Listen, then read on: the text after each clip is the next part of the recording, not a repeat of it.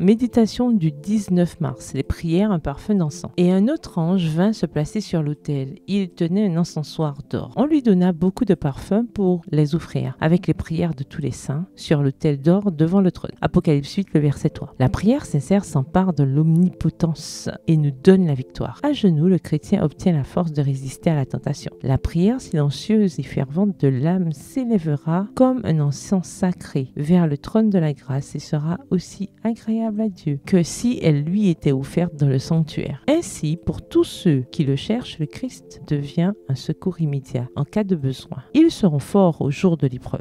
Extrait du livre Testimonies for the Church. Témoignages pour l'Église au volume 4, chapitre 61, aux pages 615 et 616. C'est une faveur merveilleuse pour l'être humain ici-bas d'être félicité par Dieu comme le fut Corneille. Et quel était le motif de cet éloge? Tes prières et tes aumônes sont montées en guise de souvenir devant Dieu. Acte 10, verset 4. Ni la prière ni l'aumône n'ont en elles-mêmes la vertu de rendre le pécheur recommandable aux yeux de Dieu. Seule la grâce du Christ, par son sacrifice expiatoire, peut renouveler le cœur et rendre notre service acceptable à Dieu. Cette grâce avait touché le cœur de Corneille. L'Esprit du Christ avait parlé à son âme. Jésus l'avait façonné et il s'était laissé faire. Ses prières et ses aumônes ne lui étaient ni demandées ni extorquées. Elles n'étaient pas un prix qu'il cherchait à payer pour obtenir le paradis. Elle était le fruit de son amour pour Dieu et de sa gratitude envers lui. Une telle prière venant d'un cœur sincère monte comme de l'encens vers le Seigneur, et les offrandes faites